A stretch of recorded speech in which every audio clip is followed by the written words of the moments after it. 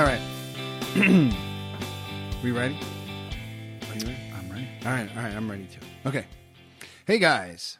Welcome to another episode of Doomsday Doopy Doo. I am Nick Romeo. I'm here with Chris Scannell. How are you, Chris? I'm great, Nick. Okay, good. Yep. I'm glad we got the opening Yep.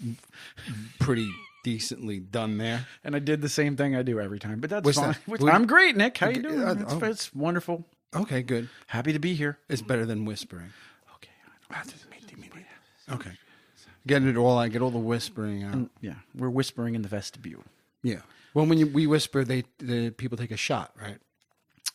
That's the one of the drinking things. game? I think so. Yeah. If we whisper, that's like you have to down a fifth of moonshine. A fifth. Like just like a. Can I ask you a question? Okay. What's a fifth? Never understood it. What is a fifth? Is it a fifth of a liter? Is it a fifth of a bottle? Well, no, it's because it is a bottle. A fifth is a the bottle. Yeah, Right. as we know it. But a fifth of that's not a fifth of a liter. But you're it's saying a fifth of what? It's a fifth of what? No, that's a fair question. If I said it was, I'm like, well, that's like it's a fifth, and you would do this with your hand, like you're Right, gripping like the you're neck holding of it. Yeah, like it's a fifth. Right. But I you drank a fifth of whiskey. I would have to say, is it really a fifth of a liter though? Can't be. No, that's too small of a volume. Yeah, because a wine bottle is 750 mil, right? So maybe three-quarters of a liter. Maybe it's a quart. Maybe it's a fifth of a quart. I don't know. Anyway. We have these powerful computers. I know. I'm not going to look up what. Do we want the answer? We'll jot it down for next time. Okay. Maybe I'll look it up while we're. Yeah. So maybe we. Very exciting tonight. Maybe we're going to see if we can get these shows to be. I don't want to say shorter, but shorter. Okay. Well, I think that I don't think we should ever cut the show short if we're talking about something and they go, "Oh, golly, there's not going to be any hard line." But I think that we could maybe leave a little time because we were talking about this role playing game that we're going to be playing. We brought it up last week, Gamma World, and very excited about it. But it is a very different vibe, There may be listeners who want to listen to that. And there may be listeners who want to just listen to this. And there may be some who want to do both. But we decided maybe not to force that on anybody. So maybe we should just do like a weekly bonus episode. That's the role-playing game. And this will be the first week of that. So does that sound like a plan? No, and I think what I thought about doing, because I'm not going to lie to you. So in spite of thanks for not lying to me. It's always good to in my own bunker to bury the lead. I thought it was is it our bunker? Well, I built the thing sort of. I mean, I live here though. Yeah, but every second week or something. Yeah, we okay. cohabitate. Yes. You have to chip in more with the piss jugs. Yeah, we're not even like in a Commonwealth marriage officially if I'm coming every 2 weeks. So I guess it's your... My wife thinks we're gay for each other, by the way. But anyway, go ahead. Jealous people do that when they're do. jealous of people that are just enjoy each other's company. Right. That's fine. Haters going to hate. Yeah. Well, but so and I want to close the loop immediately because we said we go off the road and then we never come back to that. No, quickly, we a fifth of alcohol. Oh, you got officially is a fifth of a gallon. A gallon. Yeah, I was like, and when I did the Google search, it was amazing because it was like, what is a fifth of alcohol? That's That's weird. That I would have thought because that's a U.S. measurement, gallon. I would have thought it would have been a metric. Metric is international, though. Oh, that's actually a liter is metric. It's all right? Old English, though. Yeah, that's not right. Metric. Well, so a fifth, you think of like a cowboy in a. Like you think of a Puritan, not a Puritan because he wouldn't be drinking a fifth, but like a conquistador wouldn't be drinking a fifth. Would of also anything not be drinking a fifth. Pirate. No, I think that's a pirate would it's drink probably, a fifth. Yes, and he's probably not. He doesn't know what a gallon is. Now you want to go into the where was the term a fifth derived from? And that's it. Right. In the late 1800s, distilled alcohol in the U.S. was sold in quart bottles that were actually filled up with slightly less than a quart, which is 32 ounces. This may have been in part because selling alcohol in quantities greater than 1/5 of a gallon would have been qualified as selling alcohol at a wholesale level. A gallon is 128 ounces, and until 1980, the fifth which is exactly 25.6 ounces, was the standard bottle size for distilled liquor. So it's an American thing. We made it, and it's based around capitalism and commerce and prohibition, or so maybe not prohibition, licensing. but yeah, it was a way that companies could get away with transporting alcohol, which was probably more of a controlled substance at the time, right? In lesser volumes. It's like not bringing more than an ounce of weed when you're going to a show or something. You know, you bring like 3 joints. Right. So if you get arrested, you're only you're going to get a fine instead of getting. You're not like transporting with the intention to distribute or something like that. Did I ever tell you the time I was arrested? No, but I want to know now. Well, no, it wasn't for anything. What's the word I'm looking for? I'm not good with words. Insidious, nefarious. I was going to say poultry. No, not poultry. Poultry. Anyway, no, not chicken. Okay, but salacious. Salacious. Okay, that's a good word too. Salacious is sexy thing, right? That'd be more salacious. Well, but anyway, Salacious Crumb was that little thing. So I don't know if it's a sexy thing. He's that little thing that sits with Jabba. Oh yeah, but I don't think that's where the word salacious came from. I think it existed before. Well, that's a way to describe him, though. He's Salacious Crumb. He's not Sexy Crumb, is he? Yeah, but wasn't he like his sex thing, like his little fleshlight? Oh my God! No, I didn't think about that. That's what I thought he was. I thought he was Jabba's fleshlight. Why did you say that? That's in Isn't my he? head. It's in I thought he no. was. I think that's why he was called Salacious Crumb. Wow, that's filthy. I don't know. All right, well, we're gonna save that for our Star Wars show. That's going to be a long show. It is. It's probably going to be like a 5-parter. Yeah, it might be a 5-parter. A 5-parter. But anyway, so what were we talking about? We did the 5th. We closed that loop. Okay. And then we were talking about, so back to the game. I got arrested. You got, well, yeah, let's finish the arrested thing. Yes. Oh, I need my pad. You need your what? I need my pad. I'm going to try to keep track. So yes, you got arrested. I got arrested. No, it's just because you bring up the ounce of weed. And yes. You're right. Like if you have a small amount, it's not as big of a deal. It was a while ago. I was a young kid, and it was a license, the driver's license thing. I had gotten, I think, a speeding ticket, and then I was broke and didn't pay it. And then I got one of those notices that says, well, I thought it said pay it. If you guys hear kids screaming, it's because there's kids screaming. Yeah. You would be, if you hear kids screaming, you would be correct. Please take a drink. Right. One of those letters, it sounded like pay the money or you're going to have your license revoked. Mm-hmm. But what it really said is we're revoking your license and you have to pay the money. So so I misinterpreted the letter. And so I was driving to work, and I was late, of course, and I was so therefore speeding. And I got pulled over by the police, and I get a license registration. He goes us back, and he's in there for a little while. He comes out, and he asks me to exit my vehicle, which is a very anxious moment. You know, you don't know when a police officer says, "Can you step out of the vehicle?" You kind of go like, why?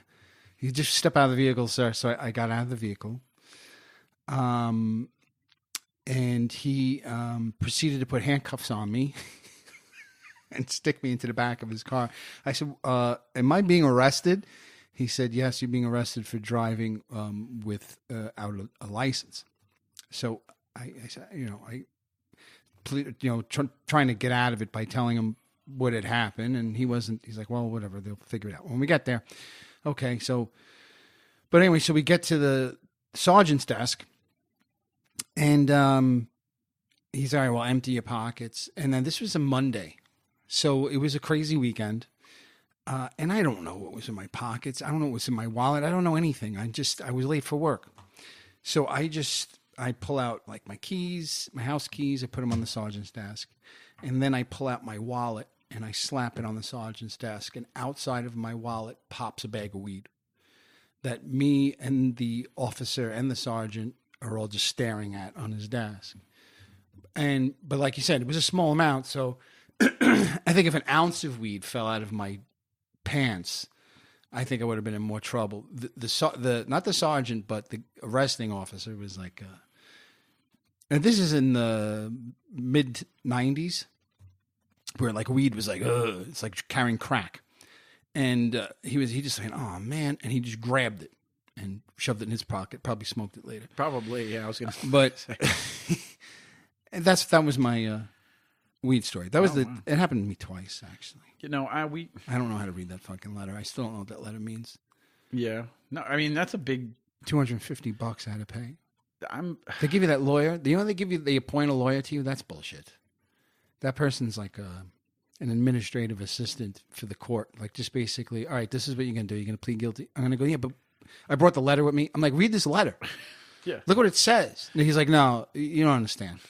You're going to plead guilty. You're going to pay $250 and we're all going to go home. Yeah. And so that's what I did. Yeah, no, it's, I was driving to Yankee Stadium with my oldest when he was very young. Sorry, not on the mic. And, as I'm trying to get my iPad going for something later. And, we're around the stadium and you get that weird stuff where they start blocking streets off. Like, oh yeah. They just start blocking streets off, and so you're following your GPS, and it's saying make a left, make a right, and right around the Bronx, it gets real confusing. Yeah, and those streets are and as the parking lots fill up, they just close the streets.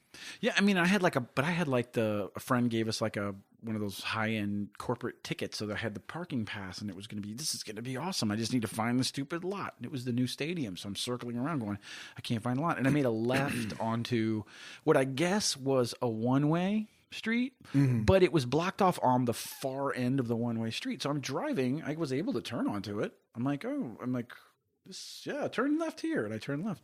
And it was a stupid ass thing to do. And I'm driving, all of a sudden I'm like, oh shit, those are barricades on the far. I'm like, why are all the cars facing in the wrong direction? And the cops walking at me going like this. And you were going the wrong way. I was going the wrong way, but it was blocked Very off. easy to do. Yeah.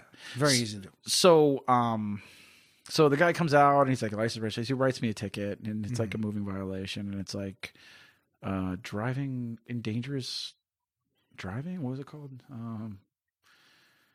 It basically was like you're driving the wrong way on a one-way. It really wasn't like I went onto a one-way street. Right. What's the term I'm looking for? Something driving. Reckless driving? Reckless driving. That's what they wrote me up for.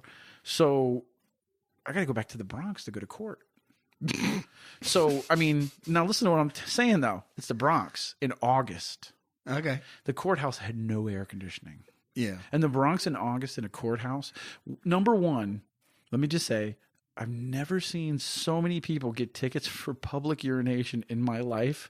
It was one public urination case after another. And then there was me, the asshole, who was reckless. You were driving. And so, yeah, really. I was just peeing. You're freaking driving the wrong way down the street. This guy's the guy. Yeah. This is the guy you want. Lock this guy up. But everyone was pissing, and then there was me. Right. $50, go pay the thing. And there was just a line. It was like dun, dun, dun, dun, dun, dun. And people swiping their card. It's just card. cashier. Yeah. And just like you said, and the public defender comes up, and I said, look, it was like during a game. I said, I have my kid in the car, dude. I'm like, I've never gotten a ticket in the state of New York. I've never gotten a ticket anywhere in my life. Really? Never. That's amazing.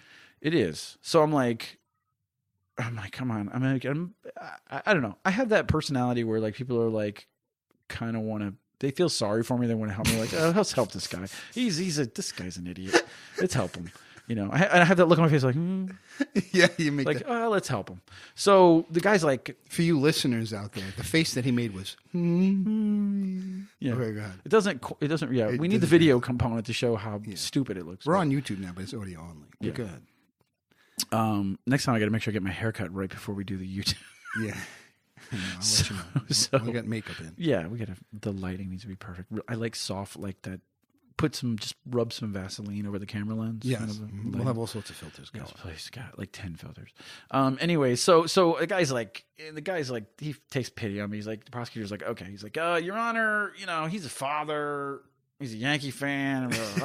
He's like, can we just waive the whole thing and forget about it? So he did the Chewbacca defense? Yeah. Chewbacca was my prosecutor. He's a Yankee fan, and the glove doesn't fit. Yeah. So, and I'm just behind him going like this with my shoulders shrugged, like, and the judge was like, face. Dude, the lawyer's going, yeah. And the lawyer's a Wookiee, and I look like an idiot, and there's people pissing everywhere. Right. And so the judge was like, I mean, I know this is the Bronx, and you think you're going to get like he was like a hanging judge, dude. He was like, he's playing no games. He was going to put me in the chair if that was an option. Like he was hardcore. I don't know if he was in a bad mood, but he's like, he went the wrong way on a one-way. I can't let that fly. He goes, how can I let that fly? What's wrong with you? Right. He said, approach my bench. And he made the prosecutor approach the bench, and he quietly berated him with that whispering where you just hear their lips like, don't you know this is a cash? This is an express lane? Yeah, please. This is 10 items or less. What are you doing over here? That's $350 you're leaving on the table. Really? What are you doing? Yeah. And they were, and Nick, make no mistake, they take credit cards. Every type of credit card. Yeah, I think they take gift cards. Oh, yeah, I'm sure. They sell them online. Go to Walmart, get 3 Walmart gift cards, and bring them. I said, wait a minute. Isn't this the info? No, they have phone scam? They have the Bronx Appellate Court gift cards. And you can. You just got to go to bronxcourt.gov. You can refinance and click your house. On gift cards. You can refinance your house there. You can sell your children. I have a kid. Well, how old is he? Is he have any marketable skills? But yeah, and he was like, how much can he lift? So I went from does he have a strong back? But I went from getting away with it because the guy felt bad for me to this judge like getting pissed. Oh, he threw the fucking book at me. And how many? The maximum penalty. How much was it? It was like $350, dude. It was like I was going 100 miles an hour on a 25. Right, you're doing like 3 miles an hour trying to see where you were going. I went the wrong way on a one-way that was fucking barricaded. Barricaded, poorly lit, and signed. Even the officers were like, yeah, it's okay. Yeah. We're going to do this. And because I've been there, and you have 5 or 6 guys in orange vests all waving in different conflicting directions. Yeah. One guy's telling you to go left, the other guy's telling you to go right, the other guy's telling you to go straight.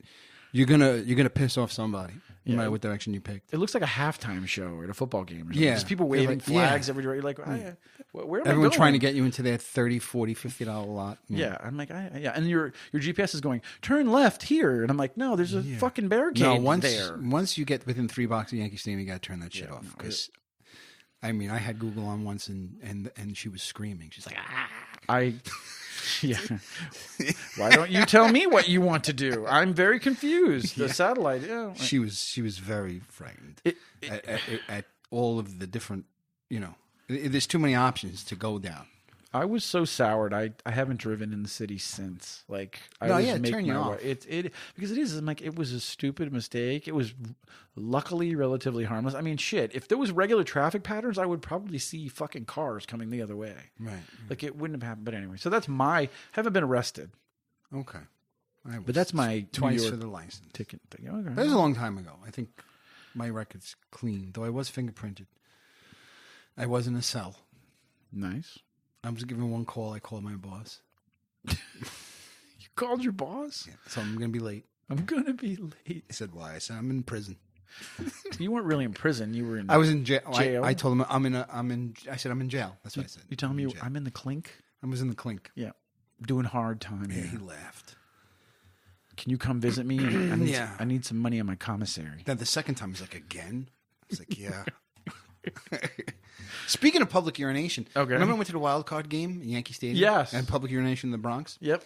I pissed 15 yards from the original place of home plate, from the original Yankee Stadium. Oh, nice. You know what that is, like where the softball field is? They got that little gold thing, and then there's some brush over there on the side. You went into that sawgrass over there? Yeah, that's sawgrass. Yeah, that's like about 15 yards from home plate. Yeah, that's right. Yeah. I was peeing and turning around while Babe Ruth was standing there hitting home runs. That's where he called his shot. Yeah. Can we I'm watering the grass over here. Can we before with my friend's son? We were both doing it. He was nervous, so I said, "I'll do it with you." And because you know me, I'm always down to pee. Well, I mean, if you're at a baseball game and you're drinking a million beers, and that was a good one to be at. So, yeah, that was a great game. Yeah. So and before we go, something I wanted to talk about. So it's kind of coming up organically. Before we get to the role playing thing. And talking about my ideas for just how we're going to package that up and how we're going to proceed. And I think we should talk about it here, just like you said, so that if people don't aren't interested. They don't want to go there. But I want to talk about something that it's been, I don't know why it got stuck in my craw. And I know we're far removed from baseball season, although we got all the winter meetings and trade stuff going on. And I don't know. I love baseball, so it's like my life all the time. But I'm going to ask the question because I've been harassing everyone on Thanksgiving. I've harassed my whole family with this. You're not going to answer a baseball question. It's kind of a baseball question, but no. I may not be able to answer. It's in your bailiwick. You'll know how to answer It's in my what? Bailiwick? It's something that you would know about. It's, well, a bailiwick is kind of like your expertise, so I don't know if, but it's in the time that you probably did watch more baseball than you do now. Okay. So why isn't Pete Rose in the Hall of Fame? Because he bet on baseball. He bet on his own team? He claims not to have. Did he bet against his own team? He claims not to have. Okay. Not sure. Does it make a difference? Like, if he bet for his team to win, morally, is that less bad than betting against yourself and being a player coach? Because you're betting yourself to win. You're not like throwing a game. Like, right. You're not the morality of it is. Yeah, but if you have money on a game, I guess you could risk injury to another player so like you can win the money. So that way, maybe a pitcher that really should come out, but you need them. You have a lot of money riding on this, and you want to squeeze another 2 hitters out of him, and then his arm falls apart. There's that. There's the integrity, I guess, of the game. Because other people are betting on the game, and you don't want. And that's baseball is probably worried about obviously that more than anything, because if you can't bet on baseball, then it becomes a little less. I mean, let's face it, a lot of people watch baseball because they have a fantasy team and because they bet on the games. I mean, true fans, obviously, like yourself, but I don't think there are a lot of people. I think if you took the whole fan base, I don't know what percentage it would be, but I like since I stopped playing fantasy football became a lot less interesting to me. Yeah. Well, you don't have a reason to watch crappy games because you have a person in them. Right. I'm instead of watching 16 games, I'm watching a little bit of one. Yeah. No, I watch. So that's a huge drop off. And I'll be honest with you, fantasy baseball for me was a pain in the ass. It was way too much work because fantasy football is once a week, right? Yeah, and it's luck. But baseball's work. Holy shit. You have to be a statistician. It is, and you have to know the players. You have to know who's hurt. You have to know who's rehabbing, who's coming back, who's good against who. Yeah, you have to find the young kids before everybody else does. Yeah, pick up the one player who's coming off the IR at the right time, and it's a lot of work. So I don't know, but is Pete Rose the only person that ever bet on baseball? Or just the only person that ever got caught betting on baseball? Well, yeah, that's what I'm sure other people have bet on baseball. Because I started having this conversation, and then I looked at Pete Rose just in general, and I started looking at his accomplishments as a baseball player, and I'm like, incredible. It is incredible because I just want to go over it because I can't. I'm like amazed by it. He was an incredible baseball player. I mean, dude, but when you look at this, okay, so he was a 17-time All-Star. Yeah. I mean, I think every year of his career except like one? Almost, yeah. Yeah. So that's the smallest of the feats because it gets better. He won 3 World Series. He was the MVP of the NL in 1973, World Series MVP in 75. Did he win one as a coach too? I'm not sure. Let's keep going here. He was a Rookie of the Year. His first year. Mm-hmm. He won 2 Gold Gloves. He won a Silver Slugger, the Roberto Clemente Award. Now, do you know what that is? It's no. It's a humanitarian award. Okay. So he won that. Okay, listen, you could gamble and be a humanitarian. That's what I'm saying. I mean, he won 3 NL batting titles. His number's retired. Obviously, he's in the Cincinnati Reds Hall of Fame. He's in the Major League Baseball All-Century team.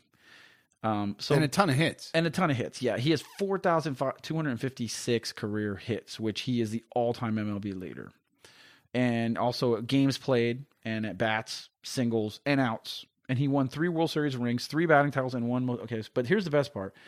Where's the piece? Oh, yeah.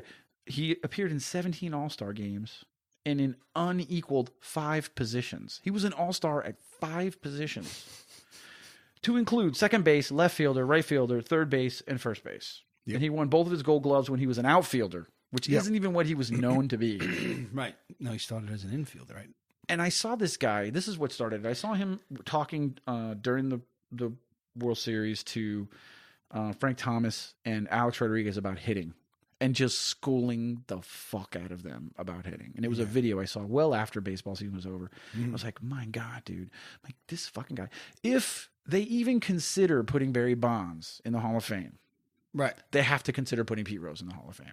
The problem is, and this he's not. The problem is he's still yet to admit to it, I think.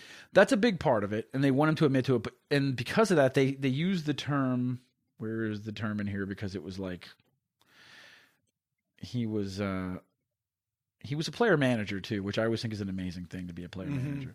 But they said he is indefinitely ineligible, permanently ineligible from the Baseball Hall of Fame. Permanently ineligible. And it might have been his way and his personality. Are we recording? Yes, we are. People are probably asking that as they listen to this conversation. We're talking about. No, I didn't mean it that way. Okay. I would just glance down at the thing and I didn't see anything moving, and I'm like, holy shit! You do that. You freak me out once. Because you know how many times I've done that. You don't even know. No, it's a freaking horrible feeling. We need a system of checks and balances to make sure that we double, triple check that. Yeah, because this is gold. I'm being sarcastic. So anyway, he's permanently ineligible. And my thought is like, if they open this thing up to Barry Bonds, if they open this thing up to Mark McGwire, right? If they open it up to Sammy Sosa, which is a whole nother story. Have you seen Sammy Sosa lately? What is he like? Is he like Arnold from Different Strokes? He's or is he either went that way or he's Brock Lesnar? He's a completely different person. Like his whole shade changed. Like he's a different color now. He's like whiter than you. Like it's maybe he has that Michael Jackson stuff. I don't know. There's something going on there, and we'll talk about that another time. That's a skin disease or something. No, I think he's doing something. Oh, don't do that. That's moving stuff around. I lost the audio for a second. But anyways, so I just moved my headphone. I mean, but you read all that stuff about Pete Rose, and you're right. It's probably his attitude, which is also the way he played. He was a hard ass. He was a hard ass player. He's a hard ass fucking guy. He's absolutely a drinker and a fucking gambler and all those things. But if you start opening these other people up to the possibility of going in, how can this guy, after what his resume is unbelievable, dude. He broke the rules, dude. He broke the rules. But you know what it's really about too? It all goes back to that Black Sox shit. When the mob put the fix in for that baseball game, right. Gambling and baseball became a huge stigmatism.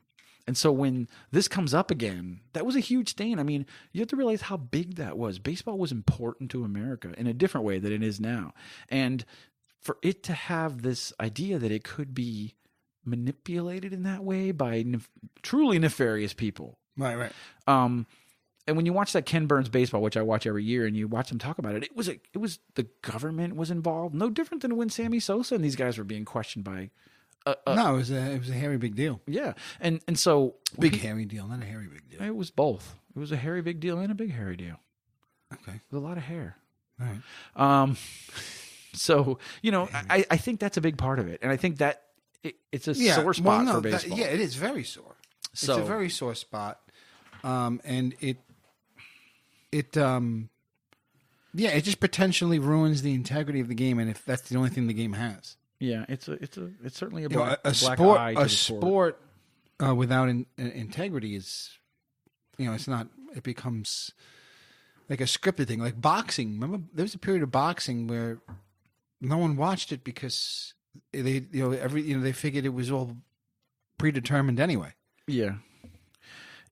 No, you're right. I mean, but at the same time, I'm like, why am I watching sports? I don't subscribe to the guy on the Wheaties box.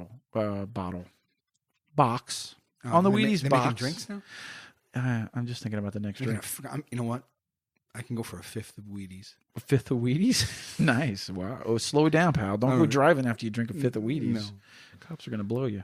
They're going to turn me and I'm going to, The cops are going to blow you. No. The cops are going to make you blow. I was thinking I would become a woman. My brain went right to Caitlyn. I don't know why.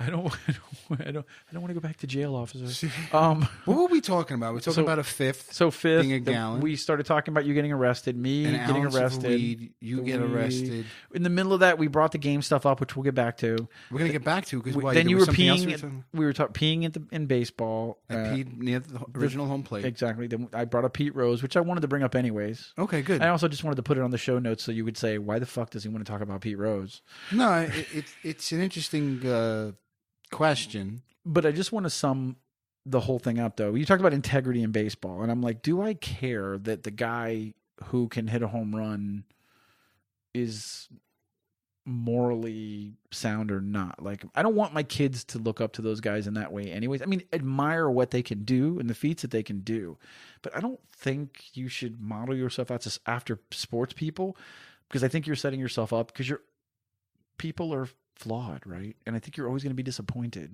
No one is perfect. I mean, no, but it's hard as a kid watching a sport not to look up to somebody who's doing something that to you seems impossible.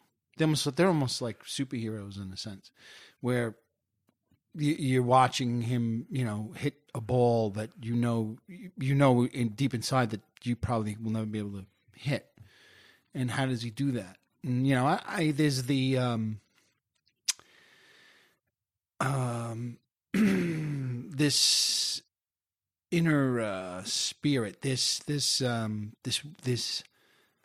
drive, this thing that exists in the ether, where you watch somebody do something where you feel that they've tapped into that and are drawing from it, like doing something that no one's seen before, or that no one's. I always think of one of the craziest sports moments I've ever seen in my life. Well, I don't know, I didn't see it live, but just tapes of, is Secretariat at the Kentucky Derby. And the first time I watched it, I cried, because it was like I was watching a horse that wanted to win. That's what I felt like. And then I felt like, well, how could it be? Like I was anthropomorphizing, I guess, onto this horse. You were projecting yourself, because it's a horse. The horse doesn't care about winning. Right. Well, the jockeys that rode him swear that he did.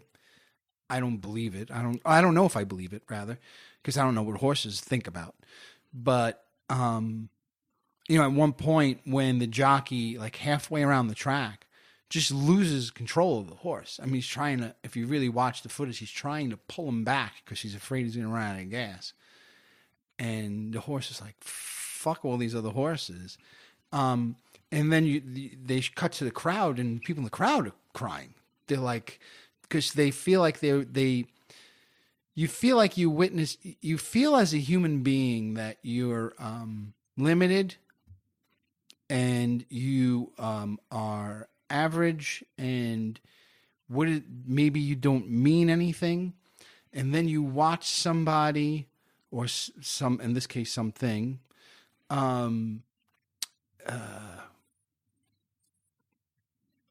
what's the word I'm looking for? Transcend that. Mm-hmm.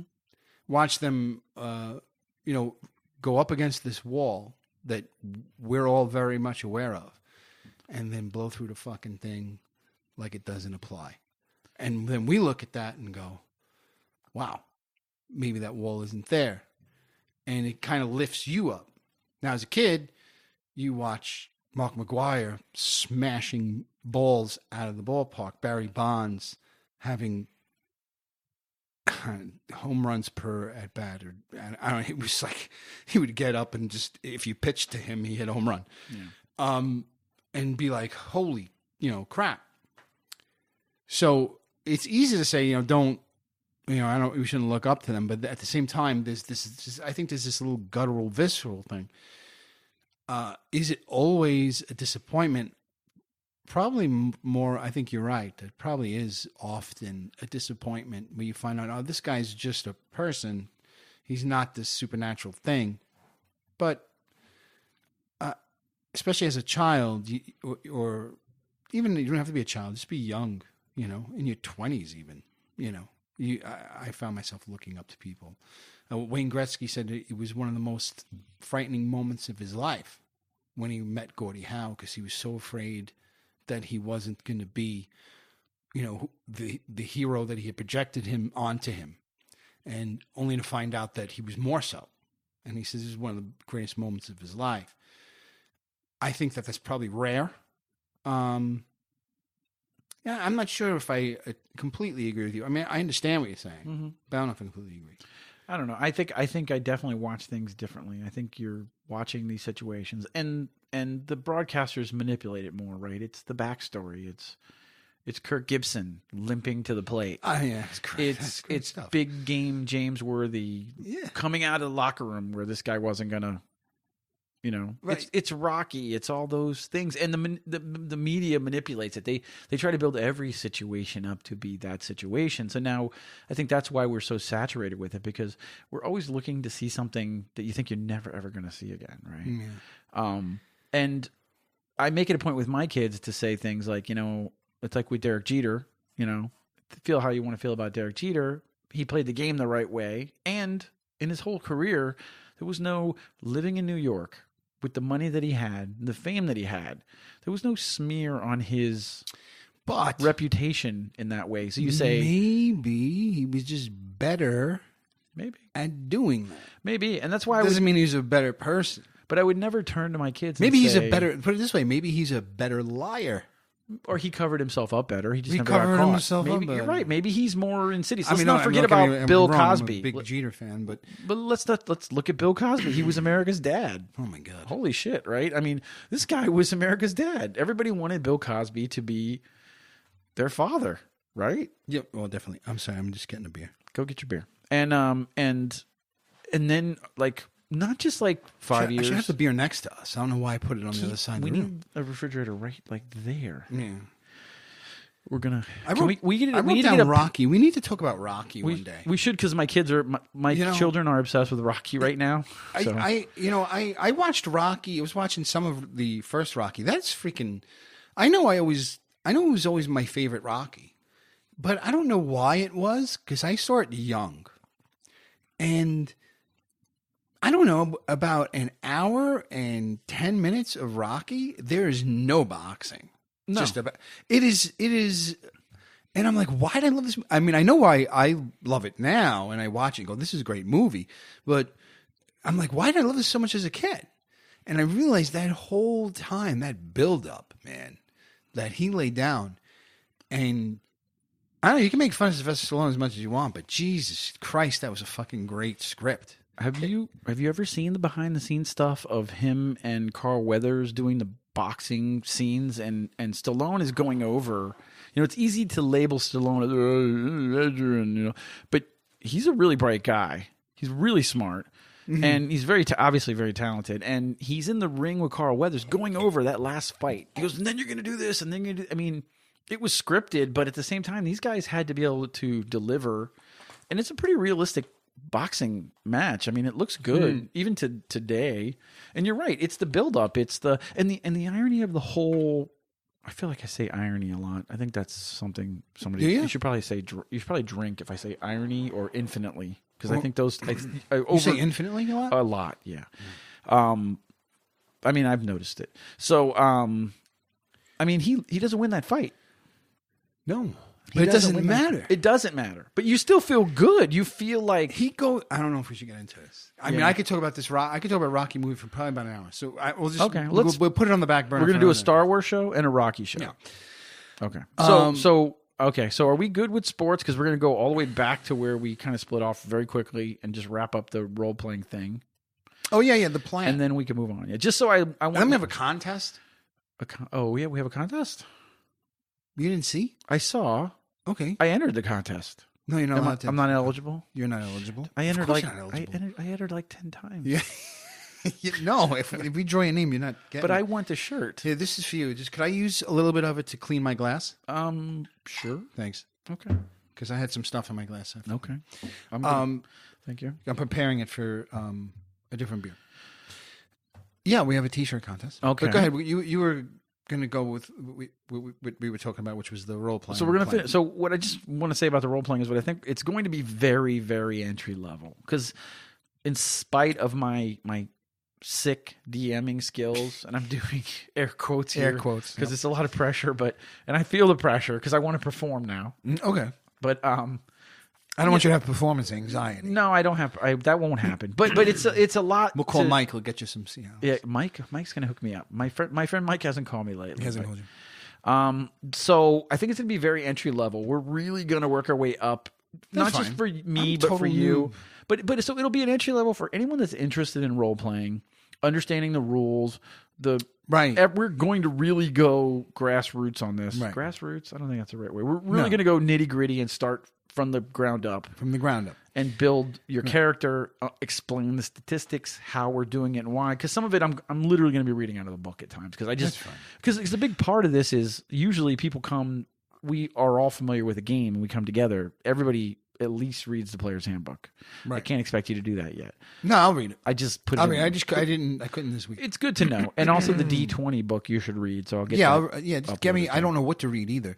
Which maybe you should tell listeners what to, like, that's something that, like, someone wants to get into it and they don't know how. There's a little bit of a barrier to entry in terms of that. Like, same thing like with hunting. Like, if you wanted to get started hunting, it took me a while just to figure out, all right, well, what do I need? I know I can't go into a store and just buy a gun. And then someone goes, oh, you just need a permit. And you just come in here and ask for a permit. Well, what permit? And what does the permit mean? And what dates are the permits? And what are the rules? What happens once I do this? And all the hunter education. Where do I go for hunter education? Yeah. All these things. Gun safety. Right. So same thing like, oh, I want to play D&D. Well, I mean, yeah, I can go get the starter set, I guess, but which is probably the reason why they created it. But like you say, I should start reading D20, reading the player's handbook. But before we lose too many listeners, that's going to be this whole thing that we're talking about. It's going to be a separate bonus episode every week. Yep, that's what we're going to do. Yep. So if you're not completely uninterested, then no harm, no foul. It's no great shakes. But if you are interested, you get a whole second show to listen to. Yeah, and kind of cool. And it'll be peppered with some of this stupidity that you're hearing now. This ridiculous conversations will be. Whenever you and I are in a room, there's bounds of stupidity. Yeah. So if you enjoy this, you'll get some of that. And if you're interested at all in role playing, just understanding it, if you're a major league geek, and if you're a big time role player, enjoy two noobs. Yeah, one noob and just somebody out of practice, and we'll be stumbling around. Right. That can be entertaining to someone who plays. That's what I'm saying. We'll make it entertaining, and if nobody listens, then we'll figure out what we want to do. I think we should share this one. Oh God, you broke. Do you like it? You like that one? I don't know if I tried it. You told me about it, and I was like, meh. This is okay. This one's okay if it warms up a little bit. So that's all right if I pour it out. I would try some. I won't take very much because I know it's limited edition. No. I have another bottle.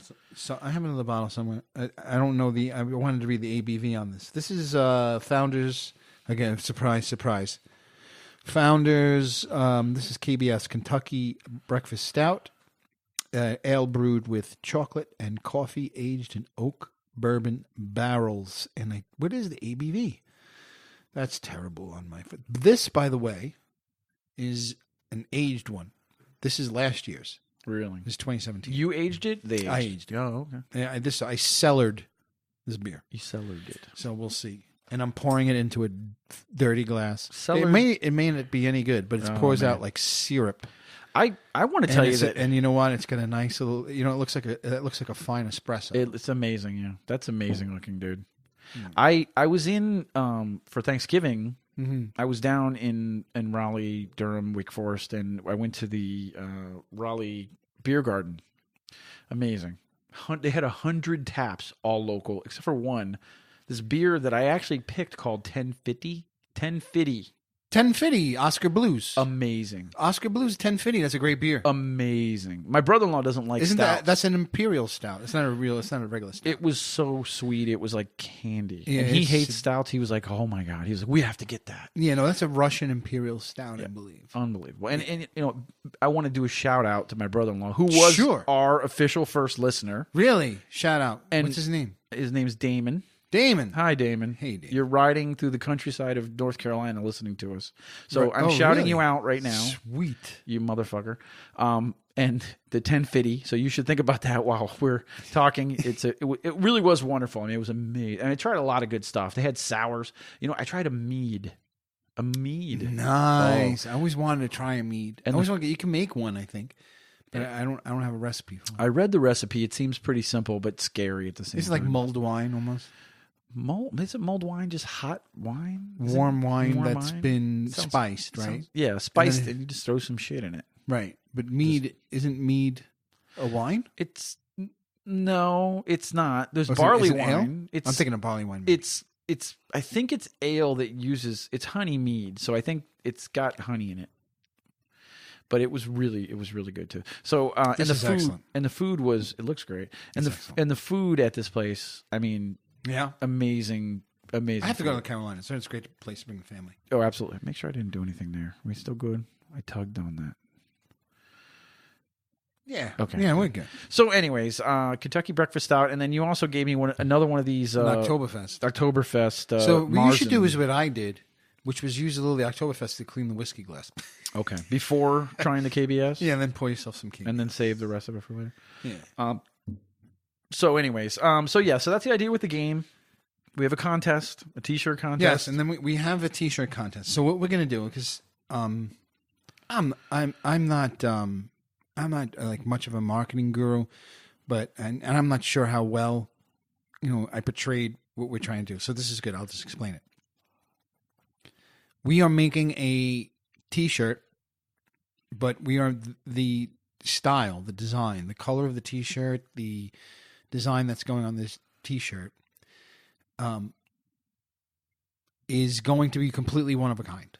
So we're going to make only one, and we're never going to make this style of shirt again. One winner will win it. We are going to read out their first name only. We're not going to give out their whole full name. We're not going to... I didn't know how to, portray. What's the word I'm looking for? I'm always looking for words, goddammit. People that drink when I'm looking for a word. Be drunk in 5 minutes. Exactly. You didn't know how I'm not going to reveal their email addresses or their full names. And also, the shirt won't get made until the person wins, tells me their size, right? And then so that because it'll be made to their size. None of this is in the contest sheet like that you would sign up for. But except that it's one of a kind. So that is, we should have put a link to that on our website. Well, I mean, speaking of my marketing genius powers, but they can find it on our Twitter. We should have contest rules posted. That's why they do. It's too late. I already posted the thing. But we can always have another contest for something else. But what do you mean? Well, I mean, first of all, obviously, we're not eligible. You keep saying that. And friends and family of the show are not eligible. So I had my kids put like 15 entries in that. Yeah, no, that's not going to be. Those aren't going to fly. But okay. I don't know if I put that in the fine print. I don't know if I'm going to get arrested for that. I don't think so. But basically, that's going to be. We're going to draw, and I also said we're going to do it on the 17th. But 17th is a Monday, so the show's going to come out on the Monday. So what I really should have said is that's when you're going to hear it. The drawing's actually going to be before that. But you know what? If I get... Maybe we shouldn't have the drawing. Well, maybe what we'll do... Maybe what I'll do is on the 17th, I'll just do a quick addendum or something and just draw... I'm going to be drawing the names. How many entries do we have? We have a few. Okay. I mean, I think we want to drum up a few more entries before we... So, I mean, if we have to extend... Well, no, you have to put a date on it. People are going to want to know when they're going to win. But you also had like a false... But you had a false start, though.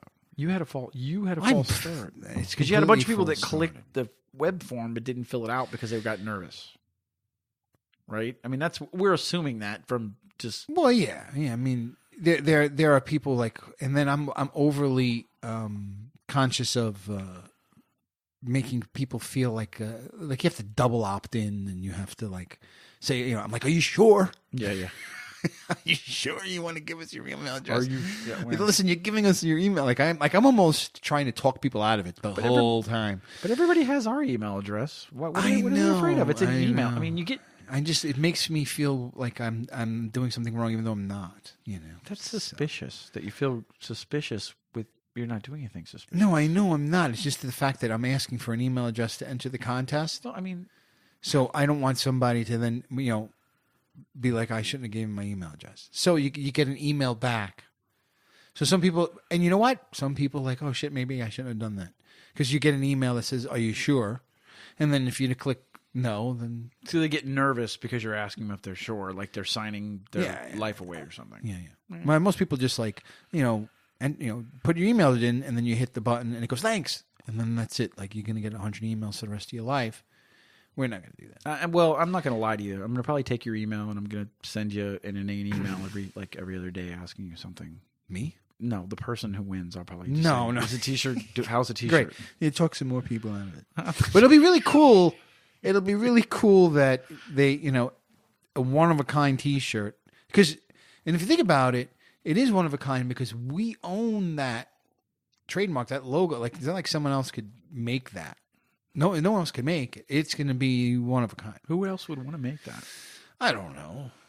It's possible. We got a long way. Like I said, we're going to be like in some convention center, and the guy's going to show up with the shirt, and we're going to sign the back of it. It'll be fun. Okay. Anyway, so that's on the 17th. Even though Chris thinks we should push it back because I screwed up. Well, let's see how many more entries we get after this episode drops. If I explained it. It's explained. Yeah. And I'm going to email the winner every other day. No, you're not. I'm going to just say hello. I'm not even going to give you the email address. I'm going to find it. No, I'm going to hide it from you. I'm going to ask that person. Anyway, that's the t-shirt. Whoever wins, DM me. Right. I'll follow you back. No. Nick's getting nervous now. Yeah. I can't DM them. I want to interact with our Well, audience. I mean, if they want you to, sure. But okay. So I'm just offering that up. I'll email you. We'll open a dialogue. If you want to have a stupid conversation via email. I'm a terrible Chris emailer. is always down for a stupid conversation. I love that. Yeah. Obviously. So okay. So I'm excited about this. I'm excited about a lot of things. I feel like we haven't done this in forever. I was itchy to come back to the microphone. Yeah. Me too. It's fun. Yeah. I'm completely I'm looking down at my notes. I'm a little bit all over the place. We hit the T-shirt contest. Apparently on the, I don't know if I should get back to the list or not, but did you see how I got destroyed on Twitter? No. By what? That stupid tweet I put out about that guy that went to the island to try and convert that tribe to. Oh, and he got killed. And he got killed. I didn't see. No, I didn't read that. I'm usually on your Twitter, but I don't. Fuck, I don't know what. I don't know why. I don't. Sometimes you know what? I don't. Sometimes I'm reading something and then I'll just type something like an answer. Yeah.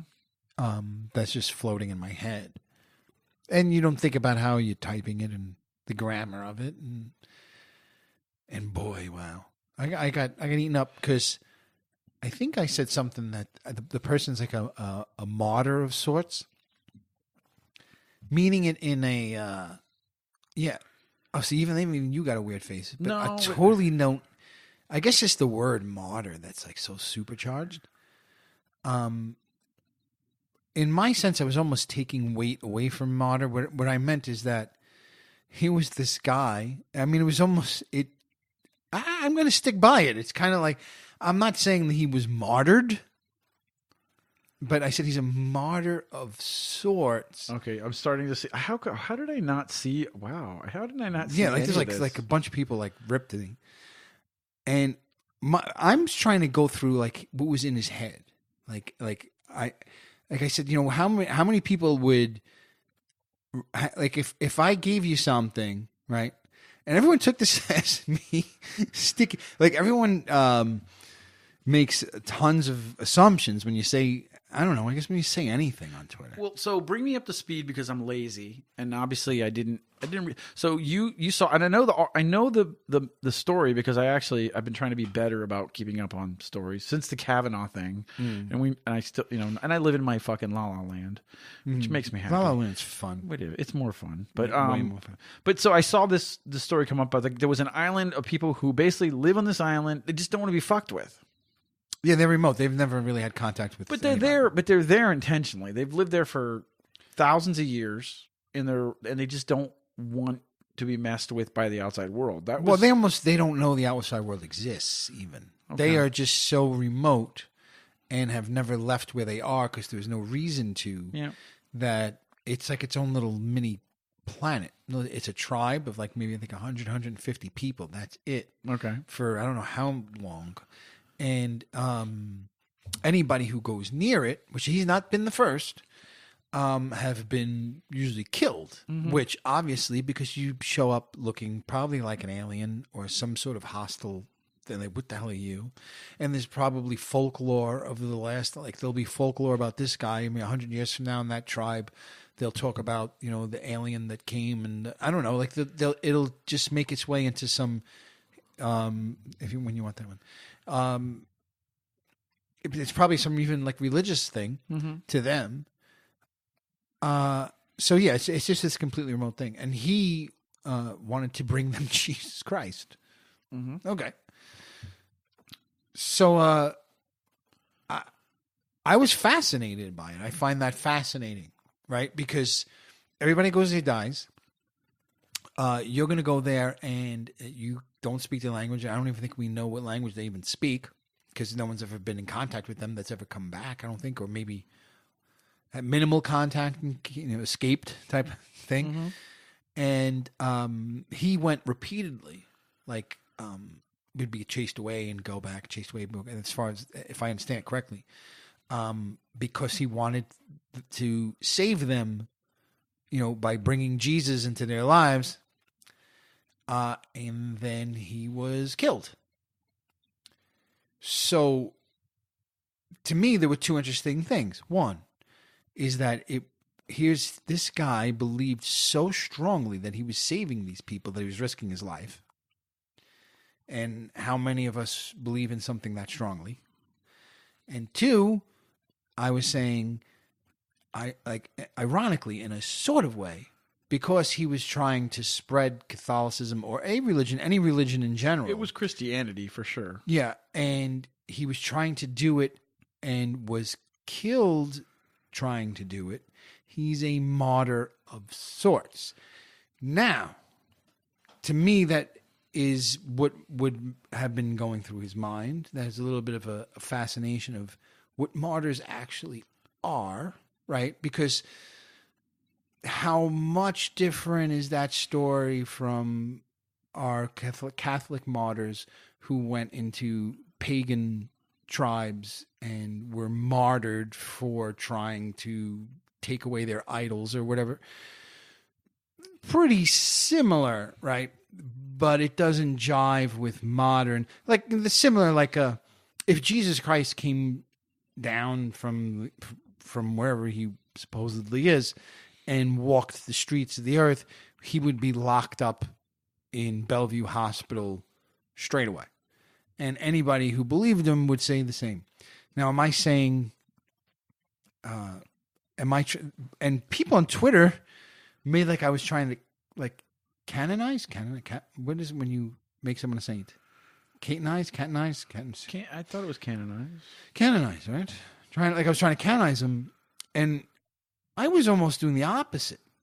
I was just like, well, what? First of all, it is fascinating that he believed in it something that strongly. Yeah, it's admirable that he had such strong convictions, because if you get chased away multiple times, they really don't want you there. Right. Well, and even just that he knows that people go there and die. I was going to say, well, that was the next question I was asked. Do you think he knows? No, he knew. He knew his people got killed. Yeah, his last letter to them was like, I know you think I'm crazy. I know that this is dangerous, but these people need Jesus, or something to this extent. So, which I think is, for the record, I think is kind of batshit crazy. No, it is, and let's think about this because he believed that God was going to protect him in his mission. He never says that in the letter, but he has to think it in some way. Because otherwise you are putting yourself in danger, and his faith was at the degree we're talking about. He feels so strongly he's going to this island where people are getting killed because he feels like he's compelled with this mission, and God wants me to do this, and God is going to protect me. Right. How did that work out for him? Why don't we? Oh no, well, bad. and I'm gonna come across as the asshole because I'm not. No. Whatever. But I don't disagree with you. I think it's kind of crazy. And here's something else, Nick. Think about this. It was an abstract thought, and Twitter's not a place for abstract thoughts. No, and people are reactionary. And it's easy, and I didn't read the whole thread, and I'll go back over it. And we'll talk about it in 3 episodes, probably. But then some guy accused me of being like a Jesus nut, a Jesus fanatic. Well, a martyr is a martyr, whether you agree with it. He died to serve his faith, and that's what he died serving his faith. That's what a martyr is. It is in the finest so that definition. Asshole was wrong. Yeah. So where were you? How come you weren't on fucking Twitter defending my ass?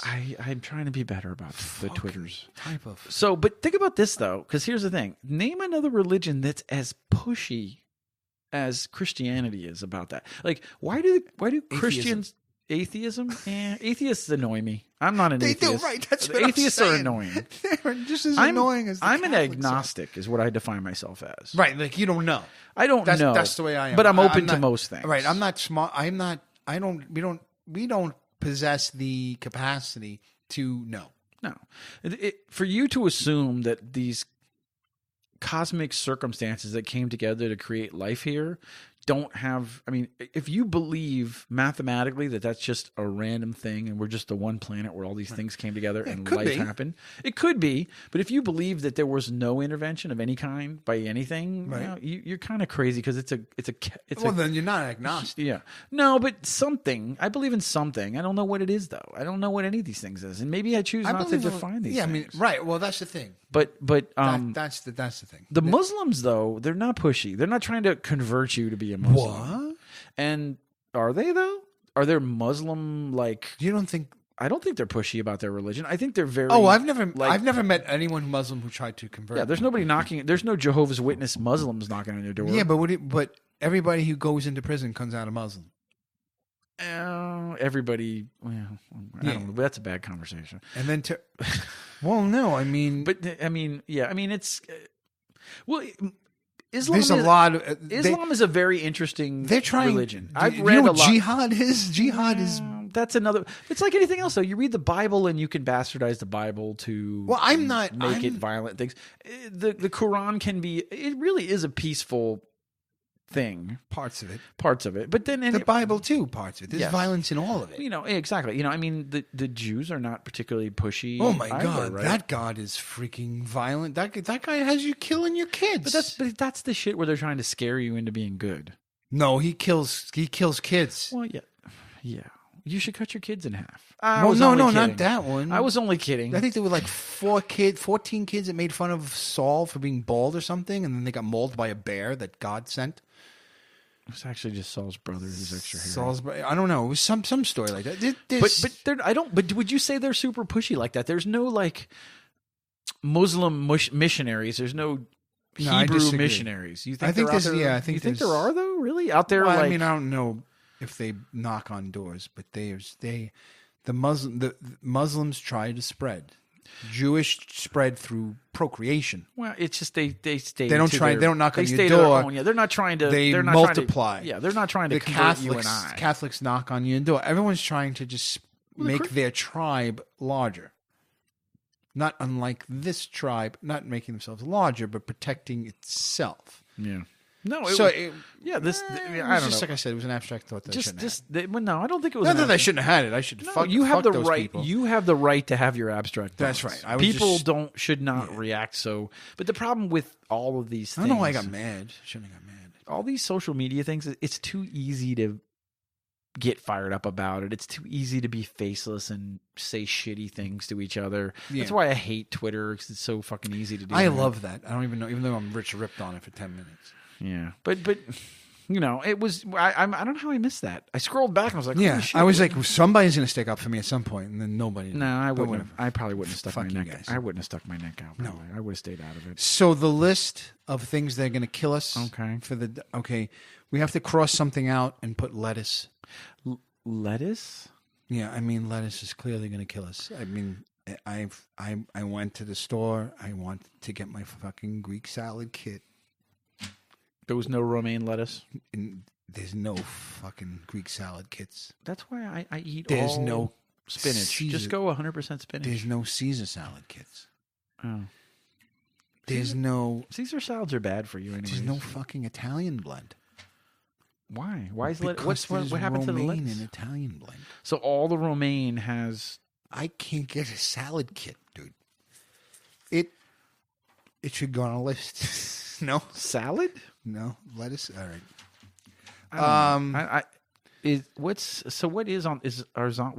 Where are zombies on the list? There's no zombies. If zombies go on the list, romaine lettuce go on the list. Okay, so can we put lettuce and zombies like with a slash? And we share a number. Zombie slash in place of aliens.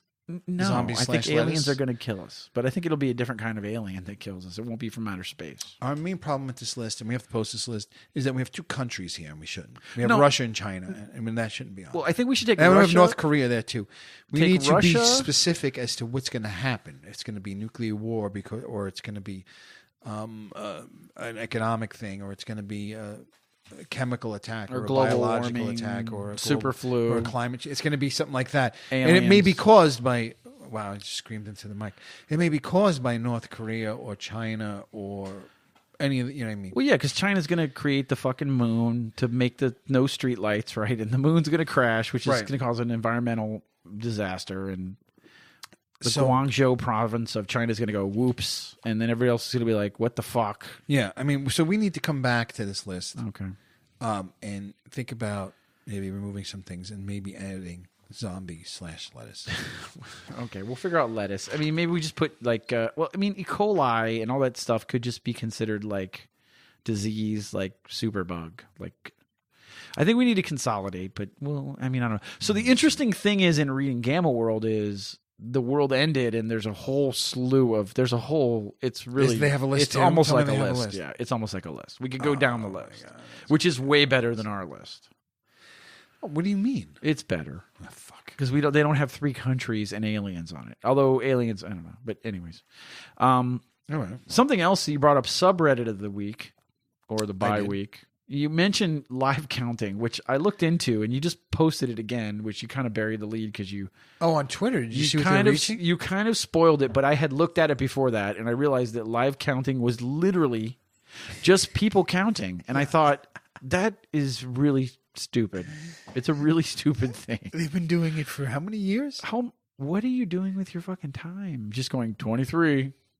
Yeah, you just go on there, see what number they're up to, and then you just go to the next number. But are there rules to the live counting? Like, if you type 23 and somebody else puts 23, does that like void it and you got to start over? I think a moderator just removes it. Well, that's cheating then. No. It needs to be clean. You need to get your number in clean. No, you fucked up and you put 23. No. The number needs to go in cleanly. Sequentially. Yes, without overlap. Right. And if they're not counting users or posts. It is live counting by the community. Yeah, literally. So if you're not capable of figuring out what's after 23, then you're not capable. Your post gets removed. Yeah, but if 5 people put 24, they're up to what? 10 million? I don't know. They're approaching 10 million. It's insane. That's insane. I think they're approaching 10 million. Why is that fun for someone? I want to be part of it. It seems like a joke that got out of control. Like my son's name is on that stupid chip in Mars. Like for what? What? Your son's name is on the... Both of them. Why? You did that? Yeah. NASA had that sign up like a couple of years ago. And you put your kid's name. First name, last name.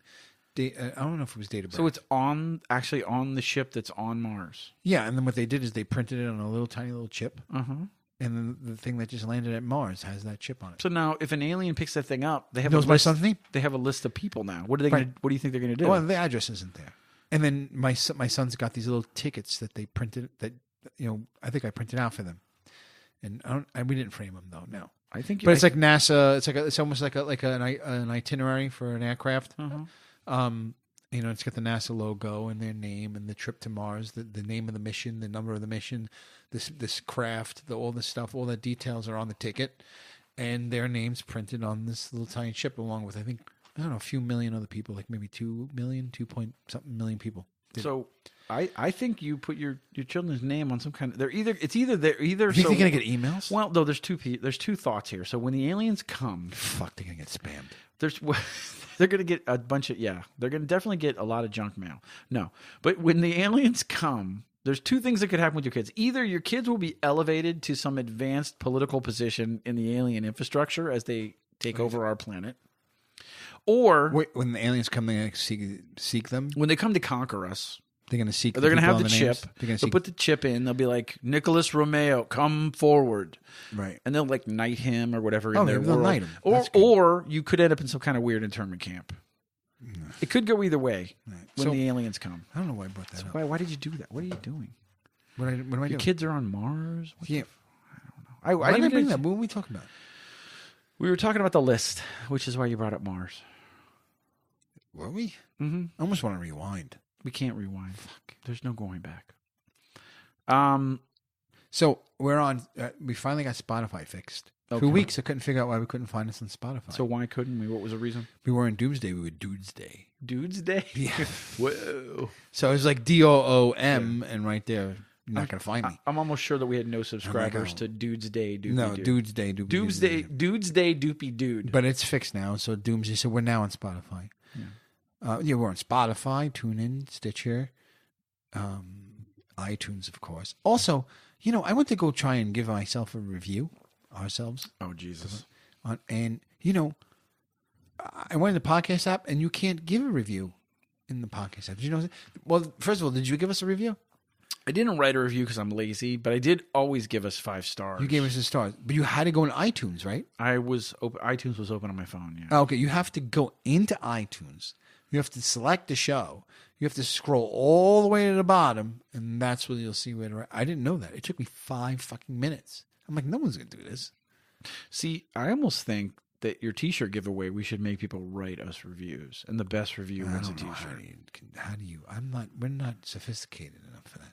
How do I even know who did what? People would lie. I don't know if people would lie, but how do we connect those dots as to who made the review? We can't read the reviews? Yeah, but I don't know their email address. Yeah, I don't know. It's so complicated. It is. A contest was I bit off a little more than I can chew. The greatest thing is you said. I just thought it was fun. It was awesome. I was at Thanksgiving. I'm trying to design the shirt. I'm like, oh, this is a cool shirt. I go, Natalie, Nick is fucking nuts. Natalie's my wife, who I'm not supposed to talk about on the show.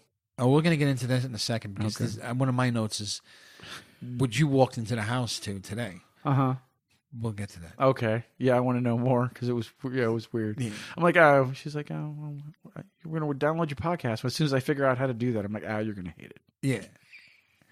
But go ahead, what were you saying? But there was a weird thing today. She's like, you better not talk. I said, look, I wouldn't. What do you think I'm going to say about you on the podcast? I said, I think I've mentioned you peripherally. Now her name has officially been put out, but I haven't said much, really. Yeah, that was the first time you even said her name. I said my wife when we talked about... You said wife. That's that was it. I said, and I didn't... I'm not here to slander people. We're here to have a good time. No, yeah. I said, what do you think I'm going to say? I don't know. But I was told that was right before I came here. And you better not. And I'm like, relax.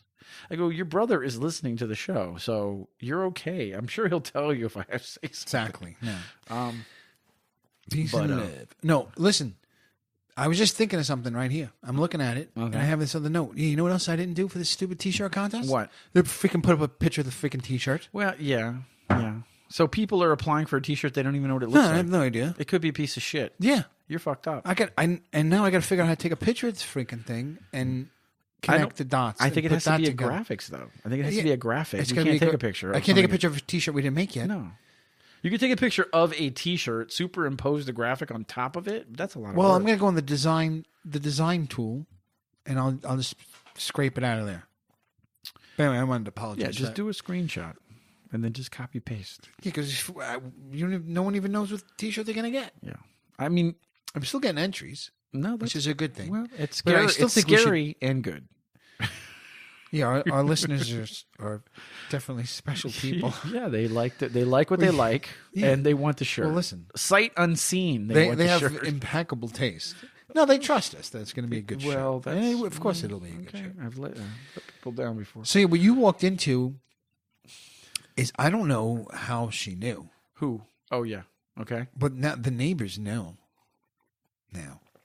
Well, that we have a podcast, and that's troublesome. Is it worrisome? I mean, I think our wives talk about the podcast to people more than we talk about the podcast. Yeah, I think that they do. They do. And I didn't know that. And some of my language and stories about, I don't know, getting arrested, bags of weed, pendulous balls, should not. I forgot about that one. Do not really play well with like a T-ball coach, for instance, or a PTO member. So let me just say now. Oh, Nick, you're coaching my son. I heard you were the fantasy. Had a dream about the rocks and the sack. What am I supposed to do when that comes up? I mean, I think there's a couple pieces here. I mean, one. And when she said that, my face dropped. You walked in and she was like, "Oh yeah, show." She wants to download it. I thought you were having a conversation about it. No, we weren't. I wasn't. Yeah. I wasn't. No, they're talking. So, I mean, here's the thing now. Like, it's not as if we're having these conversations around kids. No, we're not. We're not. It's not as if. I mean, look, I've seen you T-ball coach. You're very responsible. You're very good with the kids. I don't. I think you're better than me than I was. Thank you. No, you were a good T-ball coach. Yeah, I was. I took some pride in being a T-ball coach, but we went over how to masturbate with a sock. Did we go over it? I think we went over we went over our theories. I'm still not 100%. No, I don't think I'm not 100% on that. Just for the record, you don't actually. And I'm going to ask the listeners, please email Nick we get an email doomsdaydoopydoo@gmail.com. Right. And send Nick your explanations that the sock is not actually a part of the masturbatory ritual. No, that's not true. It is a part of the ritual. But it's not. It's not. Still think you fucked the sock. I think that's weird. I just don't know what I think the lotion is an error. I think that somebody put lotion in there. No, I think you use the lotion. Didn't know how to and then you finish in the sock. That's or the sock comes out afterwards. You don't need a sock for that. There's so many things you could use. I think it's a single guy thing. We wouldn't understand. We're way too far removed from it. But I think anyway, someone's going to trust me with their 6-year-old son, 5-year-old son. No, I think they're fine. This is an adult. It's in a public place. I'm out in the open. What am I going to do? This is an adult conversation that we're recording between two adults. This isn't you out having rando conversations with everyone, because I think that's the disconnect is. And I don't know. So, I mean, this was going to happen. You are where I am when I was worried about my work and stuff and what we would talk about. But I mean, I think, to be honest with you, a lot of what we say is tame. I think we walked a line. I think it's adult. It's adult. And I think it's adult. We mark it as explicit. Yes. And we should lead in listed. It's rated as explicit in every platform it's on. Yeah, Doomsday Doopy Doo contains adult content, which may not be suitable for children under the age of 17. 5. Strong sexual language, masturbatory rituals. Yeah, bestiality. There's no violence, at least. Bestiality. There's no violence. No, there's no violence. And fraudage. There's lots of fraudage. Fraudage. What's fraudage? It's when you use inanimate objects to kind of grind against. Okay. We deal with a lot. It's a lot of fraudage. There's a lot of fraudage. Yeah. And then we talk about pornography.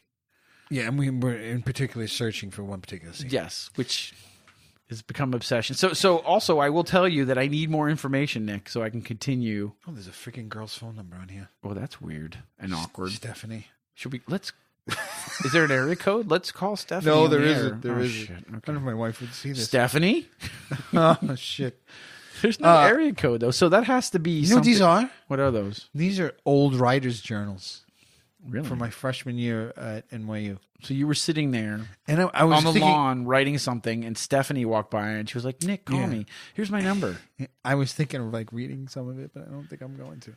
Maybe next time I'll pick something like particularly horrible. And hold on, let me see something. Let me see it for a second. Well, come on. No, you're gonna read it? Why does it say, "I gave my love a cherry without a stone"? What is this? What? Why do you see that? I'm kidding. It's from Animal House. I'll give you one stanza. Oh, Jesus. Too often and not enough, longing, yearning, and putting off. Oh, my goodness. Yeah, so bad. Filled with angst. Anyway. Tortured writer. How old are you when you're a freshman in college?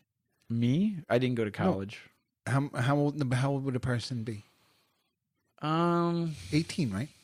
A freshman, 18, That's no excuse for 18 or 19. Huh? 18 or 19, yeah. No, it absolutely does, though, because I think when you're in that age, you really... It's like, life is terrible. Yeah. It's like you're listening to Robert Smith and The Cure. You're like, no matter how far away... Yeah, this was 93. I will always love you. Yeah. No matter what words you say, I will always love you.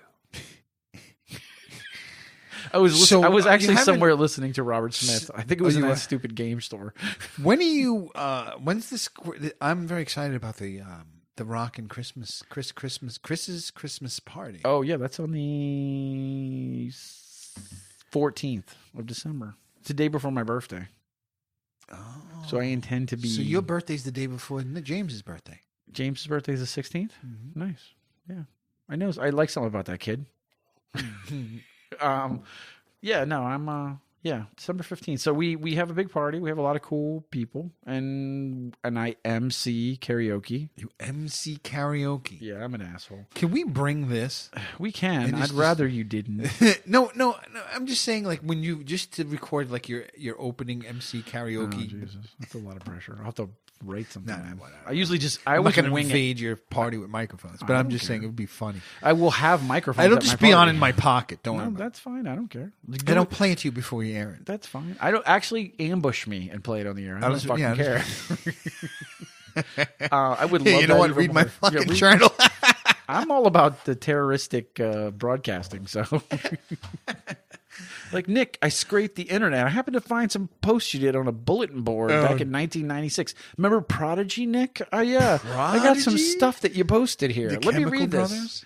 Oh, Prodigy. No, I thought you were talking about the band, the web provider. But we could the also web provider. There was also a rap group, right? Smack my bitch up. Smack my bitch up. Prodigy. Yeah. I am the Firestarter. I'm the Firestarter. What the fuck did we listen to in the 90s? The thing that was awesome was watching Beavis and Butthead Tool on Prodigy Firestarter. Was really one of the funniest things I've ever seen in my life. There isn't television that good anymore. Yeah, these guys rock.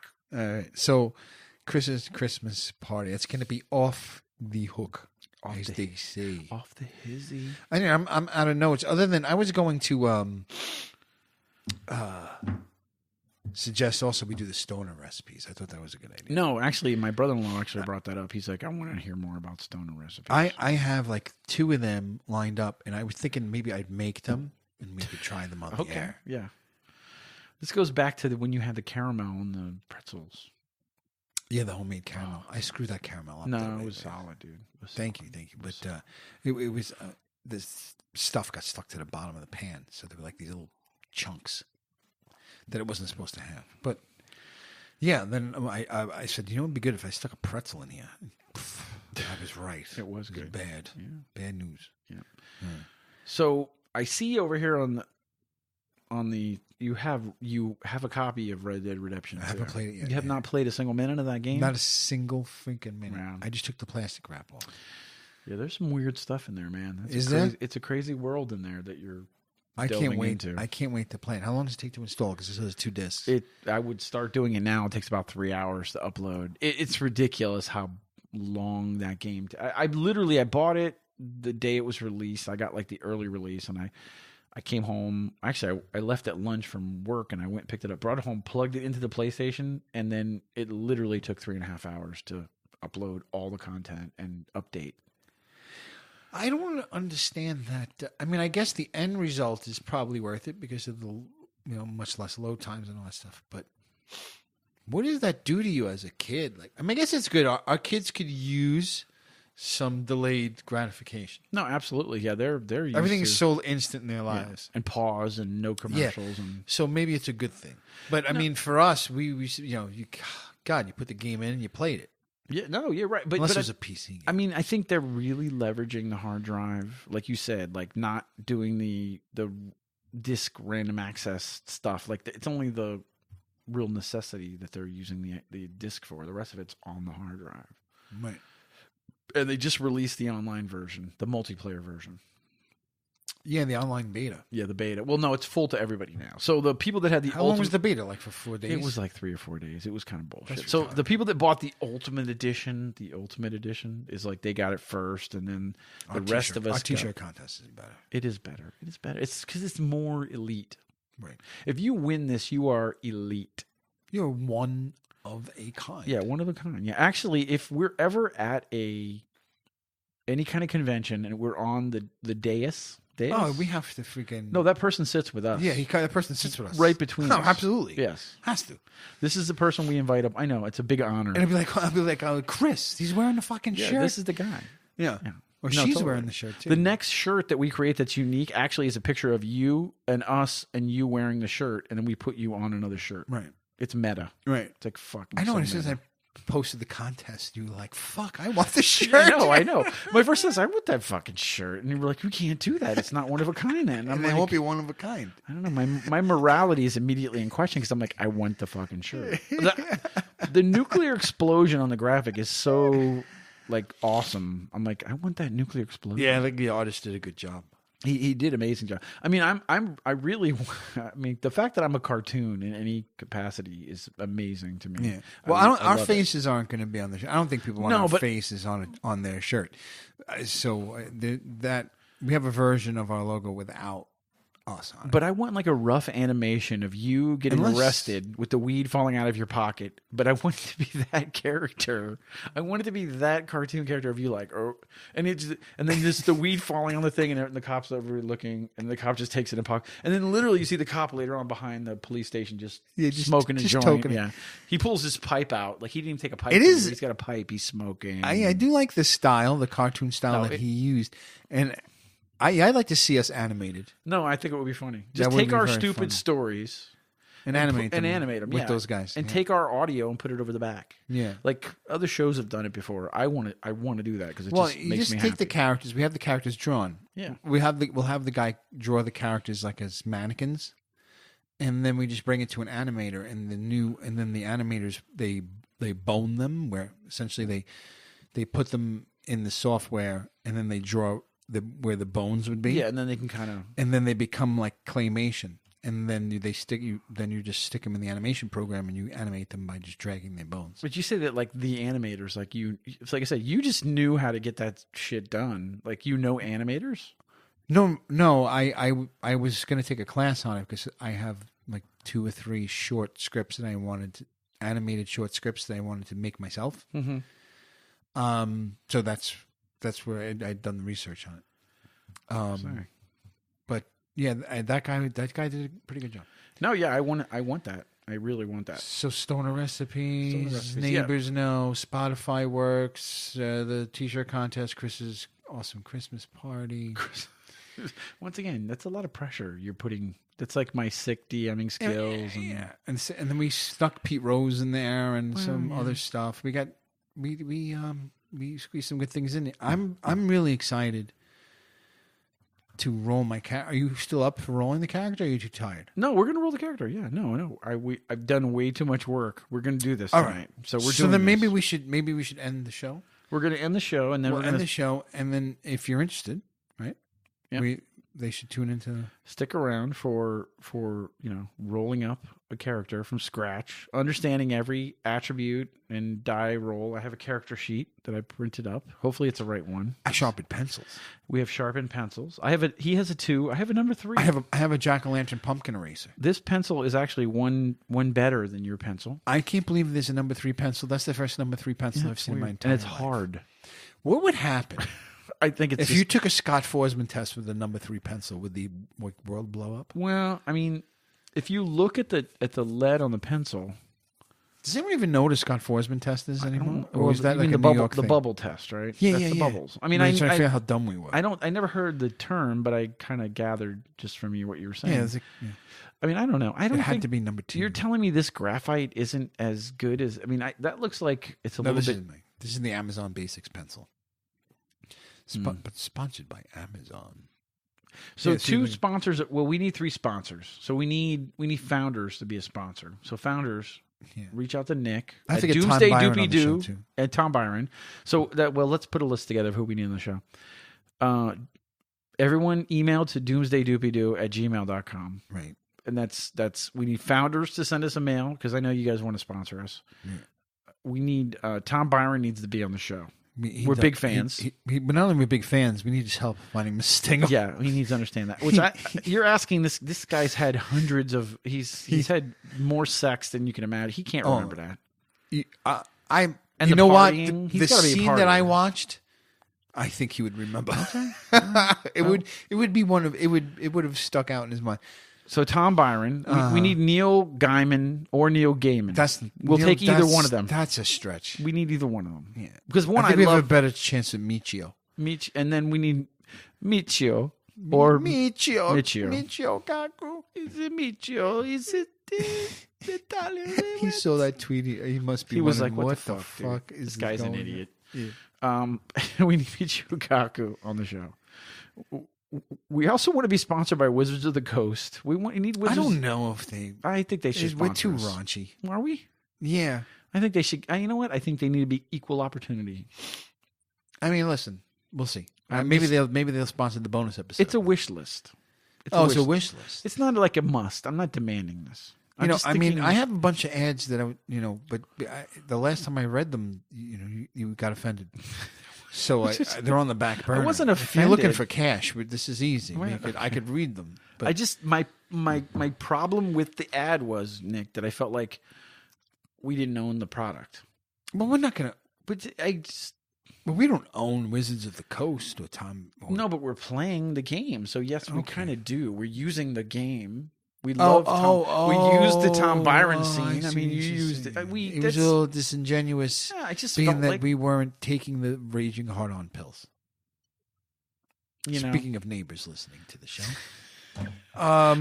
so at CJ Scannell, at Nick R Tweets, Doomsday Doopy Doo on Twitter. We're literally like all over the damn place. DoomsdayDoopyDoo.com is where you could find us. iTunes. Go into iTunes, scroll all the way down to the bottom, and give us 5 stars. Yeah, give us 5 stars and give us a terrible write-up. We'll read it on this show. That and the zombies. And please, God, let there be lettuce. Okay. Have a good day or night. See you.